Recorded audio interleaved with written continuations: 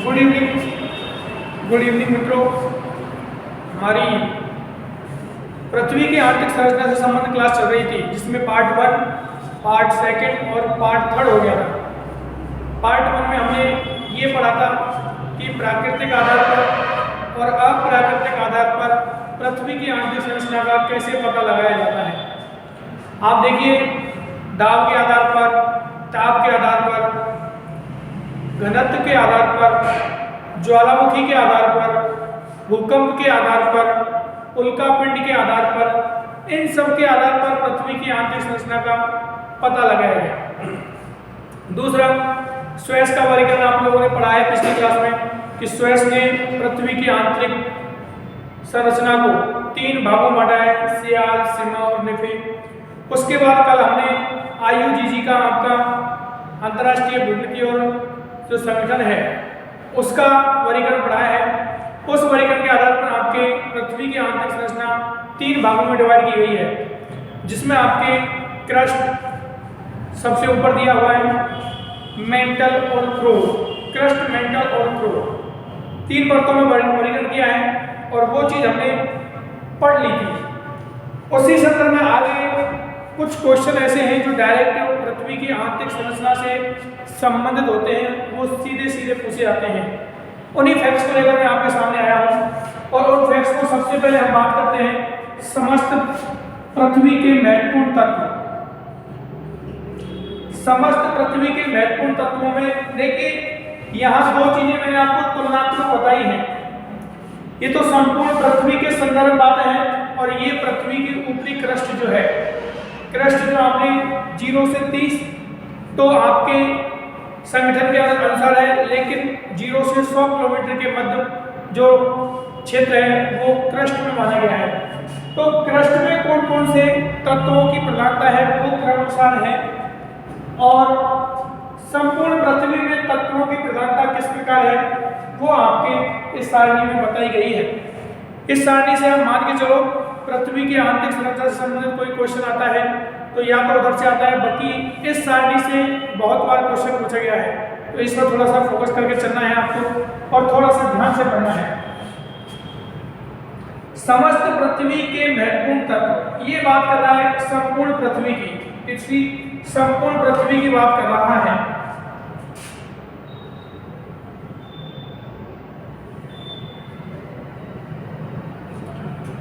इसका मानना यह है, मानना कि ये डेटा है आपके कि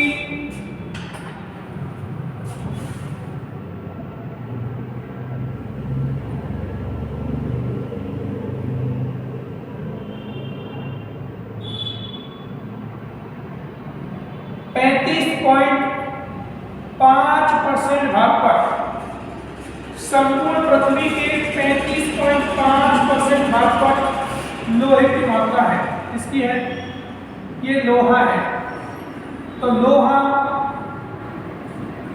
फर्स्ट स्थान रखता है संपूर्ण पृथ्वी में। आपसे क्वेश्चन पूछा जाए कि संपूर्ण पृथ्वी में सबसे अधिक जो तत्व है या संपूर्ण पृथ्वी में सबसे अधिक तत्व कौन सा पाया जाता है, तब आपको आंसर लगाना है लोहा।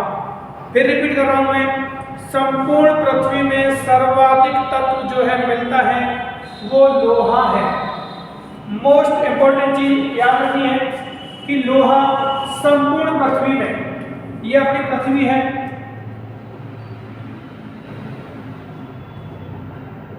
संपूर्ण पृथ्वी में लोहा कितने परसेंट है, 35.5%। सर्वाधिक मात्रा के साथ लोहा सर्वाधिक पाया जाता है। दूसरा है आपका ऑक्सीजन,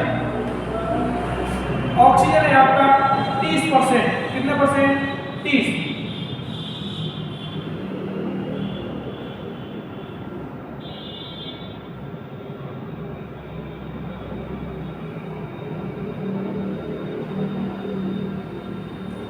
% क्या है, ऑक्सीजन है आपके। 30% मात्रा किसकी है, ऑक्सीजन की है। संपूर्ण पृथ्वी में ऑक्सीजन की मात्रा 30% है। तो कौन से नंबर पर है, ये आपके सेकंड नंबर पर हो गई। किस नंबर पर, ये 2 चीजें आपको इंपॉर्टेंट याद रखनी है। ये बहुत ज़्यादा पेपर में पूछी जाती है कि संपूर्ण पृथ्वी पर लोहे की मात्रा कितनी है। एक क्वेश्चन तो ये बनता है। दूसरा, पृथ्वी में सर्वाधिक कौन सा तत्व पाया जाता है, तो लोहा। दूसरा है आपका ऑक्सीजन, किसकी मात्रा है, ऑक्सीजन की। ऑक्सीजन 30% मात्रा के साथ सर्वाधिक पाया जाता है पृथ्वी पर। उसके बाद में आपके सिलिकॉन है, क्या है, सिलिकॉन है, 15% सिलिकॉन है। उसके बाद में 13% क्या है, मैग्नीशियम है। 3 नंबर पर ये है और 4 नंबर पर ये है। बाकी जितनी भी चीजें हैं वो सब आप देखिए, सिलिकॉन जो है 15% है। कितने परसेंट है, 15%। मैग्नीशियम की मात्रा संपूर्ण धरातल पर नहीं, संपूर्ण पृथ्वी में, संपूर्ण पृथ्वी में मैग्नीशियम की मात्रा 13% है। कितने परसेंट है, 13। निकेल जो है उसकी मात्रा 2.4% है। गंधक की 1.9 है और एल्यूमिनियम भी 1.1 है। सबसे इंपॉर्टेंट है आपको ये 1, 2, 3 और 4। आपसे एक क्रम भी पूछ सकता है। क्या पूछ सकता है, क्रम भी पूछ सकता है। जैसे सर्वाधिक है आपकी लोहा, पहले नंबर पर लोहा, दूसरे नंबर पर ऑक्सीजन, दूसरे नंबर ऑक्सीजन, तीसरे नंबर पर सिलिकॉन और 4 नंबर पर गया आपका मैग्नीशियम। मैग्नीशियम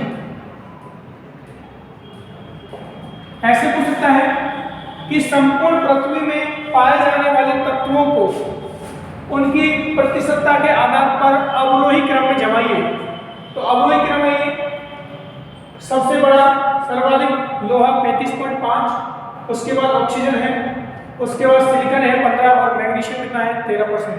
फिर आपको रिपीट कर रहा हूं, मैं संपूर्ण पृथ्वी की बात कर रहा हूं, यही कंफ्यूजन होगा। संपूर्ण पृथ्वी पूछेगा तो ये डेटा है। अब चलते हैं क्रस्ट की तरफ। किसकी तरफ, क्रस्ट की तरफ। तो क्रस्ट की बात करें तो क्रस्ट में सर्वाधिक मात्रा किसकी है, ऑक्सीजन की है। किसकी है, ऑक्सीजन की। इधर देखो ऑक्सीजन की मात्रा यह किस नंबर पर है, दूसरे नंबर पर। कितने परसेंट है, 30% है। यहां ऑक्सीजन कितने परसेंट है, 46.8%। इसका मतलब क्रस्ट पर, क्रस्ट जो है आपके 0 से, क्रस्ट जो है आपका 0 से 100 किलोमीटर के मध्य माना गया है सामान्य रूप से। किस 0 से 100 किलोमीटर के मध्य क्रस्ट पर सर्वाधिक मात्रा किसकी है, ऑक्सीजन की। 46.8% मात्रा है ऑक्सीजन की। उसके बाद में सेकंड नंबर पर है सिलिकॉन 27.7% के साथ में।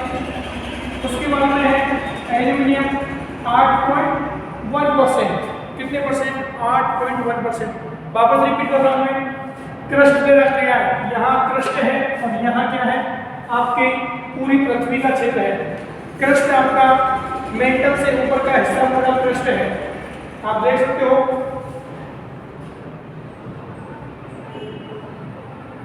ये आपका क्रस्ट, मेंटल और क्रोम। संपूर्ण पृथ्वी की बात करें तो आपका ये आएगा।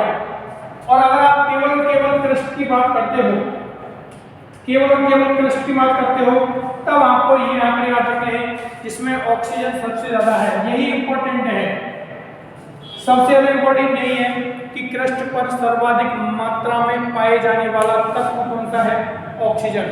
संपूर्ण पृथ्वी पर सर्वाधिक मात्रा में पाए जाने वाला तत्व कौन सा है, लोहा। इधर ऑक्सीजन दूसरे नंबर पर है, इधर लोहा केवल कितना है, क्रस्ट पर 5% है। देखो यहाँ 5 है और यहाँ 35 है। ये संपूर्ण पृथ्वी की बात है और ये केवल किसकी बात है, क्रस्ट की बात है। ये डिफरेंस आपको समझ में आना चाहिए कि क्रस्ट और आपके समस्त पृथ्वी एल्यूमिनियम 8.1%, लोहा आपका 5%, कैल्शियम 3.6%, सोडियम 2.8% और पोटेशियम 2.6%।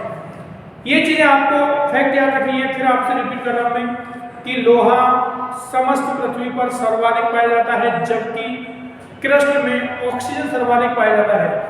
ऑक्सीजन समस्त पृथ्वी में दूसरे नंबर पर 30% के साथ है, जबकि क्रस्ट में लोहा 5% के साथ में चौथे नंबर पर आता है। ये थोड़ी सी फैक्ट की चीजें हैं जो आपको याद रखनी थी पृथ्वी की आंतरिक संरचना से संबंध में।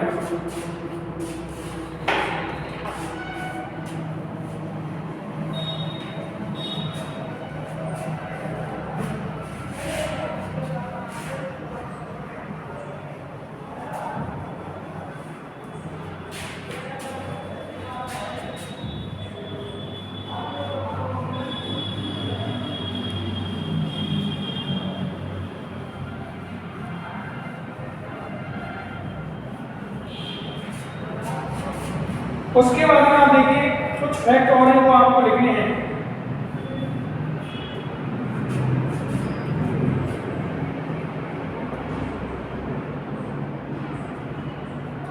पृथ्वी का औसत घनत्व कितना बताया था? 5.5।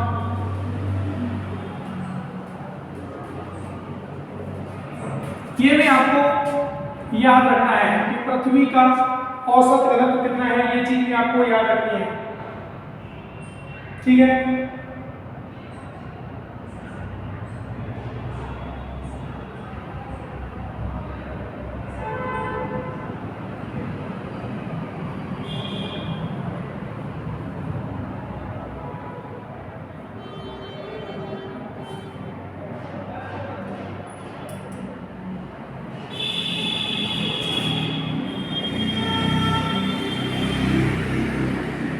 पृथ्वी के केंद्र का घनत्व बताइए कितना है? आप लोग बताइए कि पृथ्वी के केंद्र का घनत्व कितना है, बताइए इस चीज को। पृथ्वी के केंद्र का घनत्व कितना बताया था? ये आपके 13 के आसपास है। ठीक है, ये चीज भी आपको मेंशन करनी है इसमें।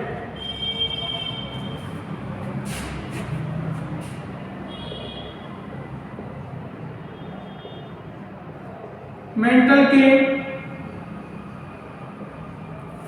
ऊपरी भाग को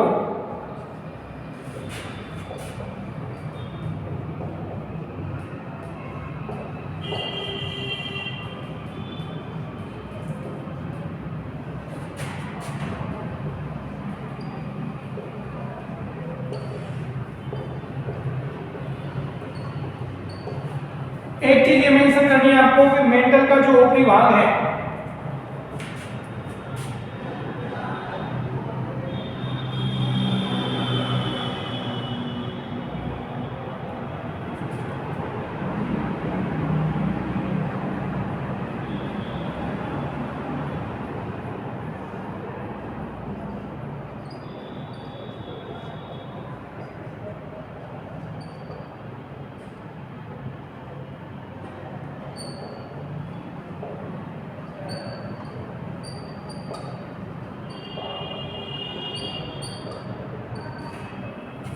ये मेंटल का डिवाइडेशन किया था हमने, और ये जो भाग है ये क्या कहलाता है? एस्थीनोस्फीयर। क्या कहलाया? एस्थीनोस्फीयर कहलाता है। ये भी चीज याद रखनी है आपको कि एस्थीनोस्फीयर क्या है।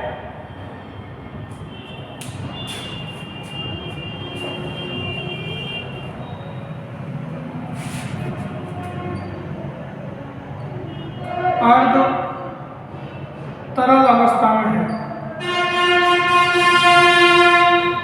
किसमें है? अर्ध तरल अवस्था में है ये आपका एस्थीनोस्फीयर।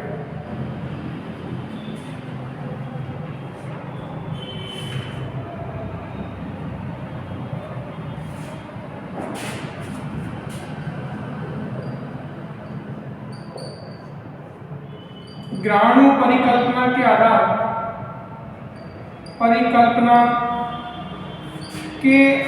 पर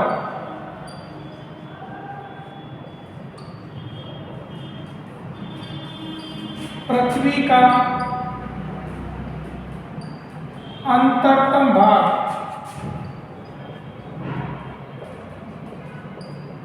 कठोर अवस्था में है। किस अवस्था में है? कठोर अवस्था में है। ये चीज भी आपको फैक्ट के रूप में याद रखनी है कि पृथ्वी का अंतरतम भाग किस अवस्था में है? कठोर अवस्था में है। जी बिल्कुल, ये भी चीज याद रखनी है।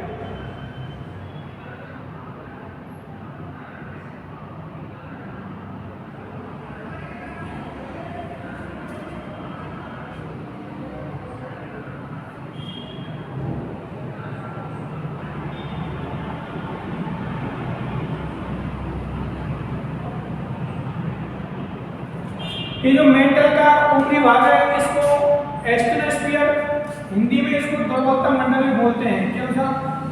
दुर्बलता मंडल। ये भी चीज याद रखनी है आपको, ठीक है। ये आपको अपनी जो क्लास है पृथ्वी की आंतरिक संरचना से संबंधित, पृथ्वी की आंतरिक संरचना से संबंधित जो क्लास है आपकी यहीं पर पूर्ण होती है और पृथ्वी की आंतरिक संरचना भी यहीं पर पूर्ण होती है। नेक्स्ट क्लास आपकी नए टॉपिक के साथ पुनः मिलेंगे। थैंक यू, धन्यवाद।